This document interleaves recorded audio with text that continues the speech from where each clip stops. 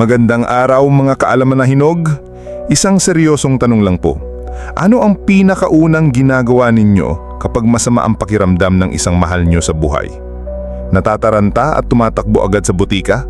Umiinom agad ng gamot na nakita lang sa commercial? Pero paano kung sabihin ko sa inyo na baka nasasayang lang ang pera ninyo? Kaya ngayon, aalamin natin ang 10 sakit na kayang-kayang tulungan ng isang pirasong luya. Panguna sa ating listahan, pananakit ng kasukasuan, arthritis at rayuma. Para sa mga lolo at lola at kahit sa mga medyo bata pa na inaatake ng rayuma, aray ko po! Yung sakit na parang tinutusok ng karayom ang tuhod tuwing malamig ang panahon. Yung hirap itayo ang katawan pagkagising sa umaga. Ang luya ay may malakas na anti-inflammatory properties. Sa simpleng salita, nilalabanan nito ang pamamaga na siyang tunay na ugat ng sakit. May mga pag-aaral na nagsasabi na ang epekto nito ay maihalin tulad sa mga gamot tulad ng ibuprofen. Pwedeng inumin ng salabat araw-araw para sa pangmatagalang ginhawa. O heto ang isang first aid, dikdikin ng sariwang luya hanggang sa maging parang paste, ihalo sa kaunting langis ng niyog at ipahid maparang kompres sa masakit na parte.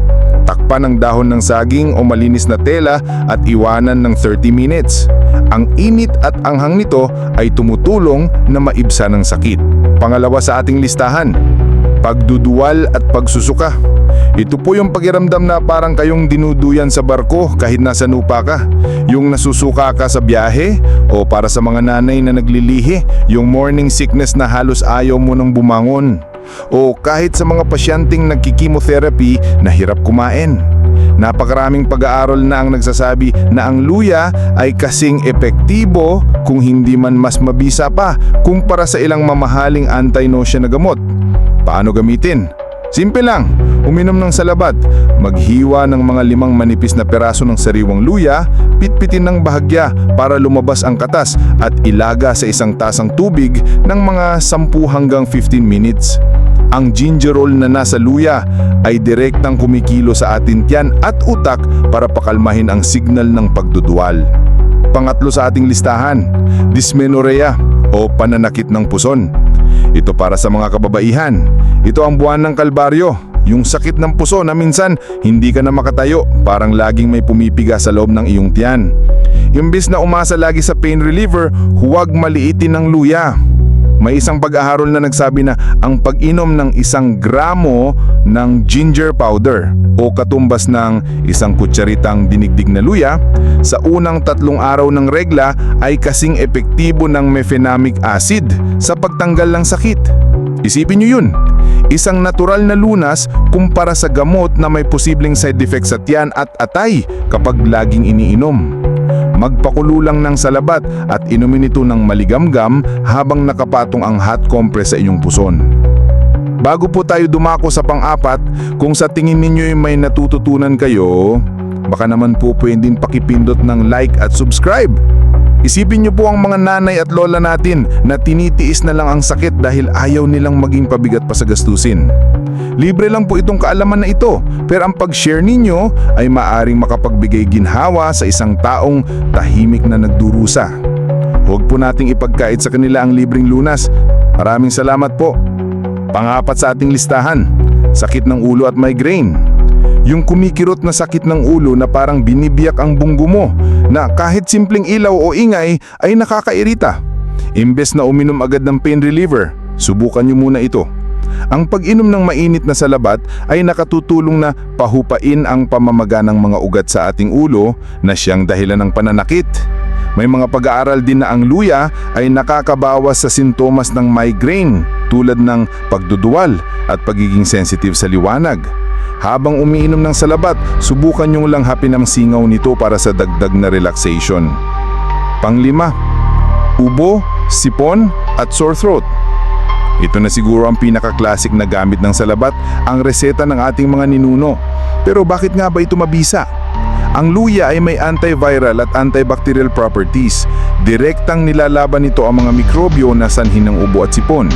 Tinutulungan din itong palabasin ang plema na nakabara sa ating dibdib.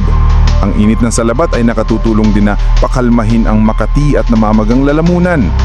Para gawin itong ultimate flu remedy, lagyan pa ng katas ng isang kalamansi para sa vitamin C at isang kutsarang pulot pukyokan. Ito ang natural na flu shot sa isang tasa. Pang-anim sa ating listahan, problema sa digestion, indigestion at bloating. Yung pahilamdam na parang may bato sa loob ng tiyan mo pagkatapos kumain, laging busog at kinakabag. Ang luya ay tumutulong na pabilisin ang pag-alis ng pagkain sa tiyan, gastric emptying. Sa madaling salita, tinutulak niya itong pagkain palabas ng tiyan papunta sa bituka para hindi ito mag-stuck doon at mag-produce ng hangin. Uminom ng isang tasang salabat 30 minutes pagkatapos kumain, lalo na kung medyo naparami ka ang nakain mo sa handaan. Pang-7 sa ating listahan, pananakit ng mga kalamnan, muscle pain. Hindi lang para sa mga mahilig mag-ehersisyo, kundi para rin sa mga may mabibigat na trabaho, mga construction worker, magsasaka, at kahit mga nanay na buong araw nagbubuhat at naglilinis. Yung sakit sa katawan kinabukasan na halos ayaw mo nang gumalaw. Ipinakita sa isang pag-aaral na ang regular na pagkonsumo ng luya, mga 2 grams bawat araw, ay epektibong nakakabawas sa pananakit ng mga kalamnan.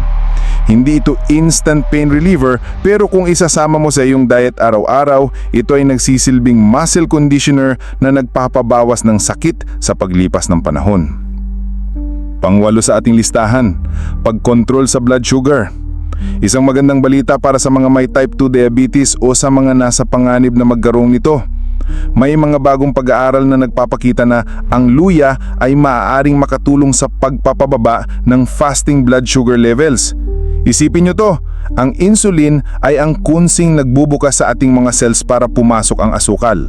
Ang luya ay tumutulong na maging mas epektibo ang kunsing na yan. Pero isang seryosong paalala, ito ay tulong lamang at hindi dapat ipamalit sa gamot na nireseta ng inyong doktor. Itanong muna sa doktor bago ito isabay sa inyong maintenance. Pang-9 sa ating listahan, pangangalaga sa bibig at ngipin.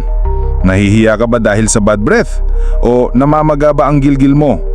Alam nyo ba na ang luya ay panlaban din dito? Ang antibacterial properties nito, partikular ang gingerol, ay pumipigil sa pagdami ng oral bacteria na sanhi ng gingivitis at periodontitis, na isang seryosong infeksyon sa gilgil na pwedeng maging sanhi ng pagkalagas ng ngipin.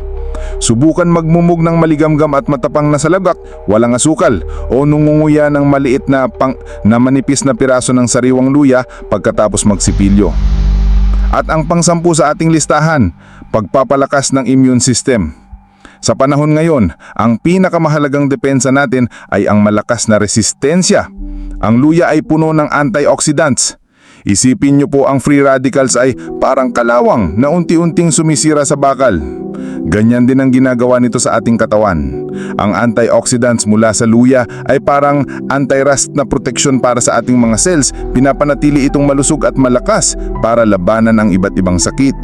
Ang regular na pag-inom ng salabat ay parang pagbibigay ng dagdag na sandata sa iyong immune system. Ayan po, 10 makapangyarihang gamit ng isang simpleng luya. Isang paalala lang po ulit, ang mga ito ay mga natural na lunas at hindi dapat ihalin tulad sa payo ng inyong doktor, lalo na kung malala na ang inyong karamdaman. Ngunit, para sa mga pang-araw-araw na sakit, ito ay isang napakamura, ligtas at epektibong paraan para alagaan ang ating kalusugan.